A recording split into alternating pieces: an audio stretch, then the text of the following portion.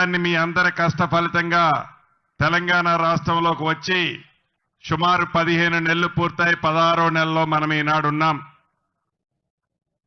తెచ్చుకున్న ఈ ఇందిరమ్మ రాజ్యంలో అనేక అభివృద్ధి సంక్షేమ కార్యక్రమాలతో పాటు ఆనాటి ప్రభుత్వం ఆలోచన రహితంగా ఏదైతే 2020 చట్టము ద్వారా ధరణిని తీసుకొచ్చిందో ఆ ధరణితో సామాన్య ప్రజలకి ఎన్ని ఇబ్బందులు కష్టాలు ఆనాటి ప్రభుత్వ చలవతో వచ్చాయో వాటిని విముక్తి చేయటానికే మన ఇందిరమ్మ ప్రభుత్వంలో ఈ భూభారతి 2025 చట్టాన్ని తెచ్చుకున్నాం. గౌరవ కలెక్టర్ గారు, నా సహచర మిత్రులు ఇంతకు ముందు చాలా విషయాలు మీకు చెప్పారు. గౌరవ కలెక్టర్ గారు చట్టాన్ని గురించి, ఆ చట్టం మీకు చుట్టంలా ఎలా పనిచేస్తుందో గురించి, ధరణిని గురించి, ధరణితో పోల్చి ఈ భూభారత్ వల్ల మీకు వచ్చే లాభం గురించి చాలా వివరంగా చెప్పారు. ధరణిని గురించి 2-3 ముక్కల్లో చెప్తా. ఆనాడు 2020 చట్టం చేశామని చెప్పారు. ఏదైనా ఒక చట్టం చేస్తే అది ప్రజల కోరుకునే చట్టమై ఉండాలి, ప్రజలకు ఉపయోగకరమైనదై ఉండాలి, ప్రజలకు మేలు చేసిందై ఉండాలి, ప్రజలకి పూర్తిగా భద్రత కల్పించే చట్టమై ఉండాలి. కానీ ఆ చట్టాన్ని ఆనాటి ప్రభుత్వాలు అలా చేయలే. కేవలం వారి గొప్పతనం కోసం, వారి స్వార్థం కోసం, వారి లాభం కోసం 4 గోడల మధ్య నలుగురు వ్యక్తులు 4 రోజుల్లో చట్టాన్ని చేసి నువ్వు ఎట్లా చేస్తావో చావని బెనం మీద ఆనాడు రుద్దారు. ధరణిని అమలు చేసే నాడు మీరందరూ అనుభవించారు. భూములున్నాయి, బిడ్డకి పెళ్లి చేయాలన్నా, కొడుకుని చదివించుకోవాలన్నా, ఇంటి ఆవిడకు జబ్బు చేస్తే వైద్యం కోసమైనా ఒక 5 లక్షలో 10 లక్షలో డబ్బులు కావాలి అంటే ఆ ఉన్న భూమిలో ఒక 5 కుంటలు అమ్మాలి అంటే ఆ ధరణి పుణ్యమా అంటూ 100 రోజులు రిజిస్ట్రేషన్లే ఆనాడు జరగల. ప్రజలందరూ గగ్గోలు పెట్టారు, వారి ఆవేదన వెల్లబుచ్చారు. అయినా ఆ దొరవారికి కనికరం కలగకపోగా ధరణి అద్భుతం, ధరణి అమృతం, ధరణియే సంజీవిని, మీకు ఇది జీవనాధారమని ఆనాటి పెద్ద దొరవారు చెప్పిన మాటలు ఇప్పటికీ మీ చెవుల్లో గింగుర మోగుతుంటాయి. అదే మన భూభారతి చట్టం. ఒక అర్ధరాత్రి చేయలే. ఇందిరమ్మ రాజ్యం వచ్చిన తర్వాత గౌరవ ముఖ్యమంత్రి రేవంత్ రెడ్డి గారి నాయకత్వంలోని మన ఇందిరమ్మ ప్రభుత్వం ఈ చట్టాన్ని చేయటానికి ముందు ప్రజల కష్టాలు ఏమున్నాయో తక్షణం ఆ కష్టాలు ఏమి తీర్చగలుగుతామో అని దాని మీద పూర్తిగా విచారించి ఒక కమిటీని వేసి ఆ కమిటీస్ ఇచ్చిన ప్రతి సూచనని అమల్లోకి తెచ్చి ఈ భూభారతి చట్టాన్ని తేటానికి ముందు అనేక ప్రాంతాలలో అన్ని జిల్లా కలెక్టర్లు మీ అందరి సూచనలు రాష్ట్ర వ్యాప్తంగా తీసుకొని చివరికి ప్రతిపక్షం వాళ్ళు చెప్పిన సూచనలు మంచివైతే వాటిని కూడా క్రోడీకరించి దేశవ్యాప్తంగా 18 రాష్ట్రాలలో అక్కడున్న రెవెన్యూ చట్టాన్ని క్షుణ్ణంగా చదివి దాంట్లో మంచి వాటినన్నిటినీ మన ఈ భూభారత చట్టంలో పెట్టి ఒక అద్భుతమైన చట్టాన్ని తయారు చేసి పబ్లిక్ డొమైన్లో తయారు చేసిన చట్టాన్ని 60 రోజులు ఉంచిన తర్వాత అసెంబ్లీలో ఈ చట్టాన్ని పెట్టడం జరిగింది. అసెంబ్లీలో చట్టం పెట్టినప్పుడు ఆ దొరవారి తొత్తులు అసెంబ్లీలో ఎలా ప్రవర్తించారో ఒక నరరూప రాక్షసుల్లా ఇటు నా మీద అటు స్పీకర్ గారి మీద ఆ చట్టానికి సంబంధించిన కాగితాలన్నిటినీ చించి మా మీద విసిరి ఈ చట్టాన్ని ఆపటానికి ఎలా ప్రయత్నించారో మీరందరూ ప్రత్యక్షంగా టీవీల్లో చూశారు. అయినా కూడా ఇది పేదవాడి ప్రభుత్వం. ఇందిరమ్మ ప్రభుత్వం అంటేనే పేదోడు కష్టాలు తీర్చే ప్రభుత్వం. అటువంటి మన ఇందిరమ్మ ప్రభుత్వంలో దేనికి తల ఒగ్గకుండా అదరకుండా బెదరకుండా గౌరవ ముఖ్యమంత్రి రేవంత్ రెడ్డి గారి సూచనలతో పేదవాడి కష్టాలు తీర్చే ఈ భూభారత చట్టమే భవిష్యత్తులో మనకి శ్రీరామ రక్ష అని తలంచి ఈ చట్టాన్ని పాస్ చేసుకొని 2025 జనవరి 4వ తారీఖున ఈ చట్టం రూపంలో ఇది భూభారతని తీసుకొచ్చుకున్నాం. ఆనాడు 2020 చట్టం అయితే చేశారు కానీ నియమ నిబంధనలు 3 సంవత్సరాలైనా ఆనాటి ప్రభుత్వాలు చెయ్యాలి అనే ఆలోచన కూడా రాలేదు. ఏదైనా ఒక చట్టం చేస్తే ఆ చట్టం విధి విధానాలని చాలా స్పష్టంగా తెలియజేయాల్సి ఉంది. చట్టం అయితే చేశారు, విధి విధానాలు దొరవారి నోటి నుంచి ఏ మాట వస్తే ఆ మాటే విధి విధానాలుగా ఆనాటి ప్రభుత్వం నడుచుకుంది. దాని ఫలితమే మీరందరూ మొన్న ఎన్నికల్లో ఇచ్చిన తీర్పు. మన భూభారతిని జనవరి 4వ తారీఖు నాడు చట్ట రూపంలో చేసుకున్న తర్వాత 90 రోజుల్లో విధి విధానాలు తయారు చేసి డాక్టర్ బిఆర్ అంబేద్కర్ గారి జన్మదినం నాడు తెలంగాణ రాష్ట్ర ప్రజలకి, భూములున్న ఆసాములకి, రైతన్నలకి గౌరవ ముఖ్యమంత్రి గారు మీ అందరికీ అంకితం చేసిన తర్వాత ఈ చట్టం యొక్క విధి విధానాలు ఏంటో, ఈ చట్టంలో ఏమేమి అంశాలున్నాయో, ఈ చట్టం పేదవాడికి ఎలా చుట్టంలా ఉంటుందో అనేది అవగాహన సదస్సు గౌరవ కలెక్టర్లే ప్రతి మండలానికి వచ్చి ఈ చట్టం మీద పూర్తి అవగాహన కల్పించాలి అని కలెక్టర్లందరికీ గౌరవ ముఖ్యమంత్రి గారు ఆదేశించడం జరిగింది 14వ తారీఖు నాడు. అంతేకాదు ఈ రూల్స్ ప్రకారం జిల్లాల్లో 33 జిల్లాల్లో హైదరాబాద్ తీసేసి మిగిలిన 32 జిల్లాలలో 4 మూలల 4 జిల్లాలలో ఒక్కొక్క జిల్లాలో ఒక్కొక్క మండలాన్ని పైలట్ మోడల్గా తీసుకోవటం జరిగింది. రెవెన్యూ అధికారులే, ఎంఆర్ఓ స్థాయి అధికారులే ప్రతి రెవెన్యూ గ్రామానికి వారి సిబ్బందితో వస్తారు. ఒక్క రూపాయి కూడా మీరు ఫీజు ఇవ్వాల్సిన అవసరం లేదు. మీరు చెప్పులు అరిగిందాక ఏ ఆఫీస్ చుట్టూ తిరగనవసరం లేదు. ఆనాడు ధరణిని చట్టం చేసే నాడు ప్రజలందరూ ఆఫీసుల చుట్టూ చెప్పులు అరిగిందాక తిరిగారు. ఈ భూభారత చట్టం వల్ల అధికారులే మీ గ్రామాలకు వస్తారు. అప్లికేషన్ కూడా వారే ఇస్తారు. దాంట్లో మీకున్న ఇబ్బందిని ఆ ఖాళీలో నింపి ఆ అప్లికేషన్ తిరిగిస్తే చాలు. మోడల్గా రాష్ట్రంలో 4 మండలాలు పైలట్ గా చేశాం. ఈ నెలాఖరికి ఈ 4 మండలాల్లోని అన్ని వివరాలు సేకరిస్తాం. రాష్ట్ర అవతరణ దినోత్సవం జూన్ 2వ తారీఖు నాటికి ఈ 4 మండలాలలో వీలైనన్ని సమస్యలని పరిష్కరిస్తూ, ఇందిరమ్మ ప్రభుత్వం అంటేనే పేదోడు ప్రభుత్వం, ఇందిరమ్మ ప్రభుత్వం అంటేనే పేదవాడికి ప్రభుత్వ భూములు పంచే ప్రభుత్వం. ఈ ఇందిరమ్మ ప్రభుత్వంలో ఏ గ్రామంలోనైనా పట్టాలు ఇవ్వకుండా ప్రభుత్వ భూములుంటే సాగు చేసుకునేవారు అర్హులైతే వారికి ఇందిరమ్మ పట్టాలు ఇచ్చే కార్యక్రమాన్ని కూడా ఈ చట్టంలో పొందుపరచబడింది. అంతేకాదు మే 1వ తారీఖు నుంచి రాష్ట్ర వ్యాప్తంగా మిగిలిన 28 మండలాలలో ప్రతి 28 జిల్లాలలో ప్రతి జిల్లాకి ఒక మండలాన్ని పైలట్ మండలంగా తీసుకుంటాం.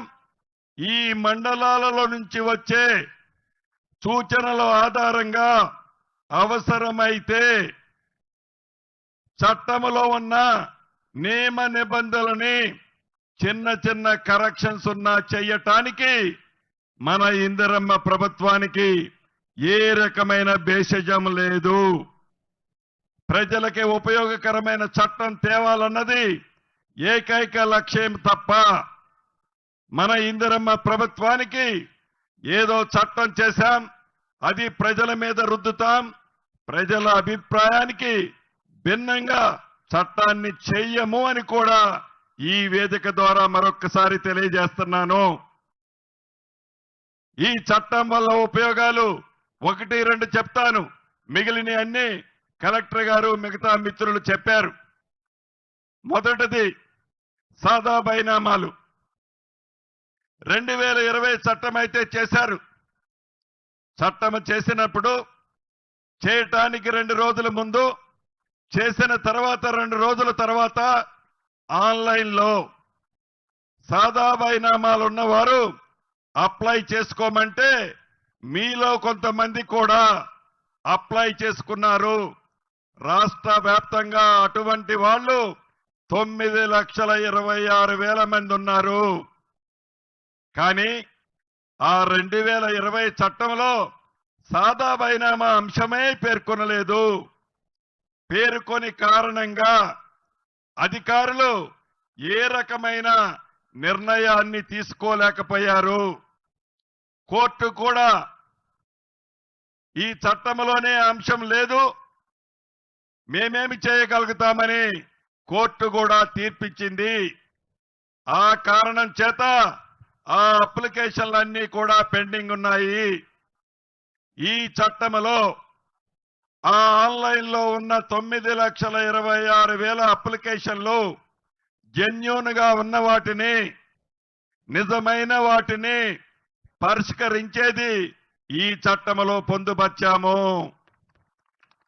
అంతేకాదు, ఒక ఎంఆర్ఓ గారు ఉద్దేశపూర్వకంగా ఏదైనా తప్పు చేస్తే, ఒకరి భూమి ఒకరికి ఎక్కిస్తే ఆ ఆసామి రోడ్డు మీద తిరగటం తప్ప ఏ అధికారికి తన గోడు వినిపించుకునేది ఆనాటి చట్టంలో లేదు. మన భూభారతి చట్టంలో ఎంఆర్ఓ గారు తప్పు చేస్తే ఆర్డీఓ గారి దగ్గరికి వెళ్ళొచ్చు. ఆర్డీఓ గారు కూడా న్యాయం చేయకపోతే అడిషనల్ కలెక్టర్ గారి దగ్గరికి వెళ్ళొచ్చు. ఆర్డీఓ గారు తప్పు చేస్తే అడిషనల్ కలెక్టర్ గారి దగ్గరికి వెళ్ళొచ్చు, కలెక్టర్ గారి దగ్గరికి వెళ్ళొచ్చు. అడిషనల్ కలెక్టర్ గారు తప్పు చేస్తే కలెక్టర్ గారి దగ్గరికి వెళ్ళొచ్చు, సిసిఎల్ఐకి వెళ్ళొచ్చు. సిసిఎల్ఐ తప్పు చేస్తే స్పెషల్ ట్రిబ్యునల్స్ పెడుతున్నాము. ఈ స్పెషల్ ట్రిబ్యునల్స్ లో సామాన్య ప్రజలకి కోర్టుని ఆశ్రయించకుండా ప్రజల కష్టాలు తీర్చడం కోసం అవసరాన్ని బట్టి రాష్ట్ర వ్యాప్తంగా స్పెషల్ ట్రిబ్యునల్స్ ని కూడా ఏర్పాటు చేసే అవకాశాన్ని ఈ చట్టంలో పొందుపరచబడింది. అంతేకాదు, భూముల రిజిస్ట్రేషన్ జరిగేటప్పుడు కానీ రైతన్నలు స్వచ్ఛందంగా మా భూములు సరిహద్దులతో కాదు మ్యాప్ కావాలి అని కోరుకుంటే రిజిస్ట్రేషన్ అయితే తప్పనిసరిగా మ్యాప్ తోనే రిజిస్ట్రేషన్ చేసే అంశాన్ని ఈ చట్టంలో పెట్టాము. దీనివల్ల రాబోయే కాలంలో భూముల పంచాయతీలు, భూముల వల్ల గొడవలు వీలైనన్ని తగ్గుతాయి. రాష్ట్ర వ్యాప్తంగా అర్హులైన సర్వేర్లని 6,000 మందిని ట్రైనింగ్ చేసి లైసెన్సులు ఇచ్చి లైసెన్స్ సర్వేర్లని మీ మండలానికి పంపించే అంశాన్ని ఈ చట్టంలో పొందుపరిచాము. ఆనాడు అర్ధరాత్రి ఆనాటి దొరవారికి వారి గ్రామంలో వారు చెప్పిన పని చేయలేదని విఆర్ఓ వ్యవస్థని, గ్రామీణంలో ఉండే ప్రాంతంలో ఉండే వ్యవస్థని అర్ధరాత్రి ఒక కలమపోటుతో రద్దు చేశారు. ప్రభుత్వానికి సంబంధించిన ఆస్తులు గ్రామాల్లో పంచాయతీలు వస్తే పరిష్కరించే పెద్ద మనిషి లేని కారణంగా అన్న తమ్ముడు మధ్య, భార్య భర్తల మధ్య, తండ్రి కొడుకుల మధ్య అనేక సమస్యలు ఆ వ్యవస్థ లేని కారణంగా ఈనాడు గ్రామాల్లో చూస్తున్నాము. ప్రతి రెవెన్యూ గ్రామం రాష్ట్ర వ్యాప్తంగా 10,956 రెవెన్యూ గ్రామాలకి రెవెన్యూ అధికారుల్ని పంపించే అంశాన్ని ఈ చట్టంలో పొందుపరిచాము. ఈ రాబోయే కొద్ది రోజుల్లోనే ఈ రెవెన్యూ వ్యవస్థ సర్వేర్లు నాకు తెలిసి వచ్చే నెల 10వ తారీఖు లోపే మీ గ్రామాలకు వీళ్ళు వస్తారు. ఇటువంటి అనేక అంశాలని, అనేక సమస్యలని పరిష్కరించేది ఈ చట్టంలో పొందుపరిచాము. ఈ చట్టంలో ఇంకొక అంశం కూడా ఉంది. ప్రభుత్వ స్థలాలు ఏవైతే ఉన్నాయో, అది రెవెన్యూ భూములు కావచ్చు, ఫారెస్ట్ భూములు కావచ్చు, భూదాన భూములు కావచ్చు, వక్ఫ్ బోర్డు భూములు కావచ్చు, అదే రకంగా దేవాదాయ భూములు కావచ్చు. ఈ భూములని ఎవరైనా కబ్జా చేస్తే ఈ పోర్టల్ భూభారతి 2025 పోర్టల్లో ఏ గ్రామం నుంచి అయినా, ఏ ఇంట్లో నుంచి అయినా డైరెక్ట్ గా మీరు కంప్లైంట్ చేసే అవకాశాన్ని కూడా ఈ పోర్టల్లో పొందుపరిచాము. మీరు ఎవరైతే కంప్లైంట్ ఇస్తారో అది డైరెక్ట్ గా ఒకటి సెక్రటరీ దగ్గర, రెండవది నాకు కనిపించే విధంగా ఆ పోర్టల్ ఏర్పాటు చేశాము.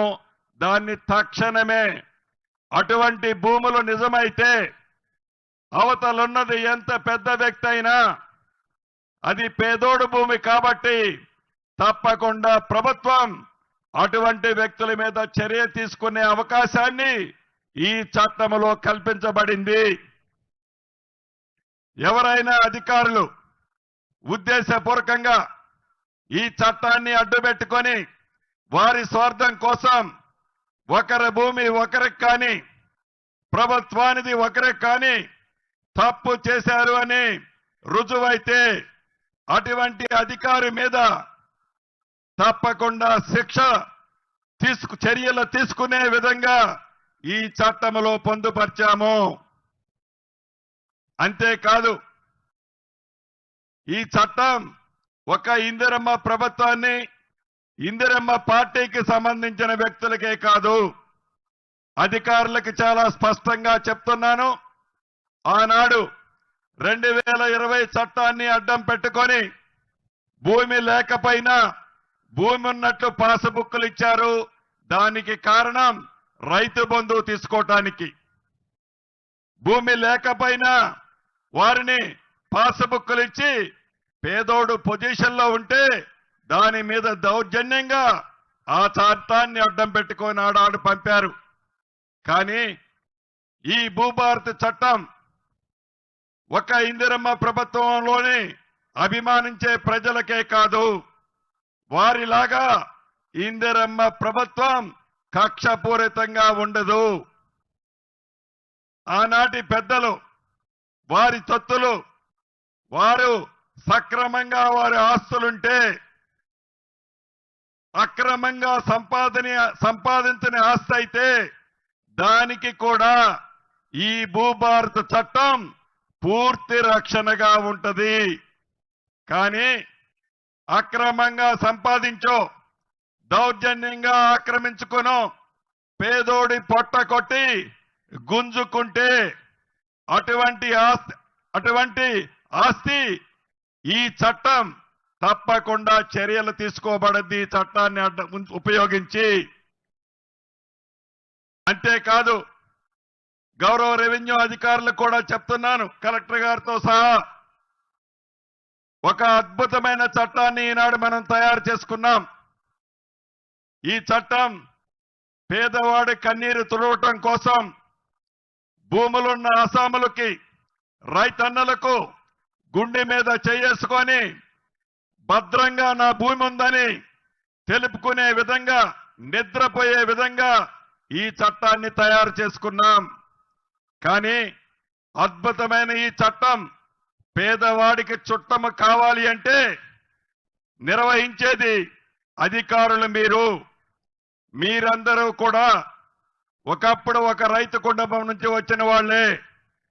పేదోడి కష్టం తెలిసిన వాళ్ళు, పేదోడి బాధ తెలిసిన వాళ్ళు, రైతుల కష్టాలు తెలిసిన వాళ్ళు ఈ చట్టం చుట్టమలాగా వాళ్లకు ఉండే విధంగా మీరు చర్యలు తీసుకోవాలని గతంలో గౌరవ ముఖ్యమంత్రి రేవంత్ రెడ్డి గారు చెప్పారు.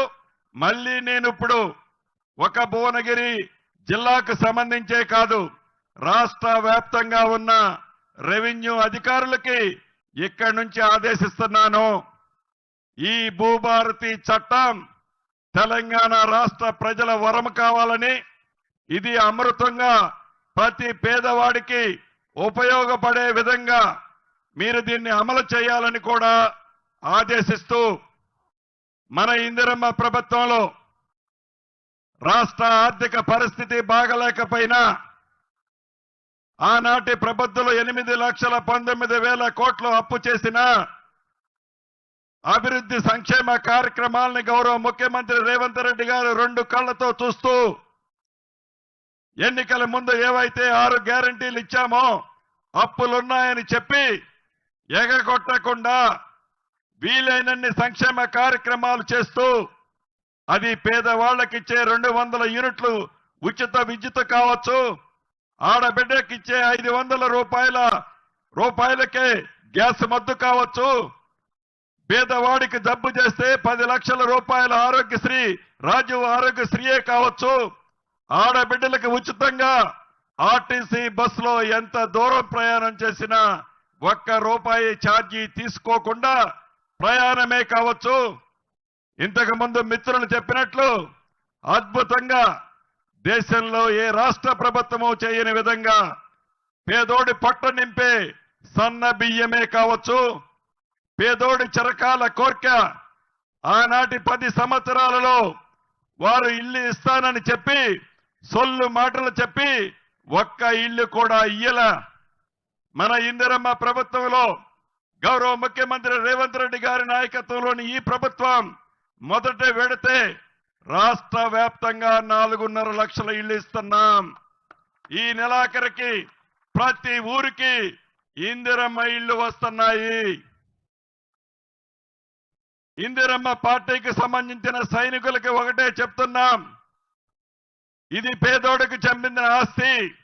పేదోడి కళ నెరవేర్చడానికి ఇస్తున్న ఇందిరమ్మ ఇల్లు మీ గ్రామాలలో పేదవాళ్లలో బహు పేదవాళ్ళు ఎవరైతే ఉంటారో మొదటి విడత వాళ్ళకి ఇచ్చి, ఇదిరా ఇందిరమ్మ ప్రభుత్వం అనే విధంగా మీ తీర్పు ఉండాలని కూడా ఈ వేదిక మీద నుంచి రాష్ట్ర వ్యాప్తంగా ఉన్న ఇందిరమ్మ సైన్యానికి చెప్తున్నాను. అంతేకాదు, రాజు యువ వికాస్ ద్వారా సుమారు 6,000 కోట్ల రూపాయలు రాష్ట్ర వ్యాప్తంగా నిరుపేద యువత కోసం ఇచ్చే కార్యక్రమానికి కూడా శ్రీకారం చుట్టాం. సన్న వడ్లకి క్వింటాలకి 500 రూపాయల బోనస్నిచ్చే కార్యక్రమాన్ని చేపట్టాం. ఇవన్నీ డబ్బులు లేకపోయినా రాష్ట్ర ఆర్థిక పరిస్థితి చాలా ఇబ్బందుల్లో ఉన్నా అన్న మాట ప్రకారం రైతన్నలకి 2 లక్షల రూపాయల వరకు రుణమాఫీ 21,000 కోట్ల రూపాయలు చేశాం. రైతు భరోసా ఇప్పటి వరకు 2వ విడత 4.5 ఎకరాలకు ఇచ్చాం. మిగిలిన భూమికి కూడా కొండలు గుట్టలు తీసేసి వ్యవసాయానికి యోగ్యం కాని భూమిని తీసేసి అన్న మాట ప్రకారం రైతుని రాజు చేయాలనే తాపత్రయం ఈ ఇందిరమ్మ ప్రభుత్వానికి గౌరవ ముఖ్యమంత్రి రేవంత్ రెడ్డి గారికి ఉందని మరొక్కసారి మీ అందరికీ తెలియచేస్తూ, మండు టెండను సైతం లెక్క చేయకుండా బయటికి పోతే విపరీతం ఎండన్నా ప్రభుత్వం ఒక మంచి కార్యక్రమం చేస్తుంది. మా మద్దతు పూర్తిగా తెలియచేయాలని ఇక్కడికి విచ్చేసిన నా ఆడబిడ్డలకు, అన్నదమ్ములకు, మీడియా మిత్రులకు కూడా పేరు పేరున నమస్కారాలు తెలుపుకుంటూ మీ అందరి దగ్గర అదే రకంగా ఎంఆర్ఓ ఆఫీసులకు సంబంధించింది గౌరవ కలెక్టర్ గారు మీ జిల్లాలో ఏ ఎంఆర్ఓ ఆఫీసులు ఇబ్బందులు పడిపోయే స్థితిలో ఉన్నాయో అవన్నీ కూడా రిపోర్ట్ చేయాలని, అదే రకంగా ఇందిరమ్మ ఇళ్లకు సంబంధించింది ఎప్పుడొచ్చినా మీ శాసనసభ్యులు ఒక బంచి ఒక 10 రిప్రజెంటేషన్లు తీసుకొని వస్తారు. అన్నా నా ప్రజలకు ఇదంతా కావాలి అని నిజంగా ఒక అద్భుతమైన ఎమ్మెల్యే గారిని మీరు గెలిపించుకున్నారు. తప్పకుండా విడతల వారీగా మీ గ్రామాలలో ఇందిరమ్మ ఇళ్ళు తప్పకుండా కావలసినన్ని ఇస్తామని కూడా ఈ వేదిక మీద నుంచి మీకు తెలియజేసుకుంటూ సెలవు తీసుకుంటున్నాను. Thank you sir.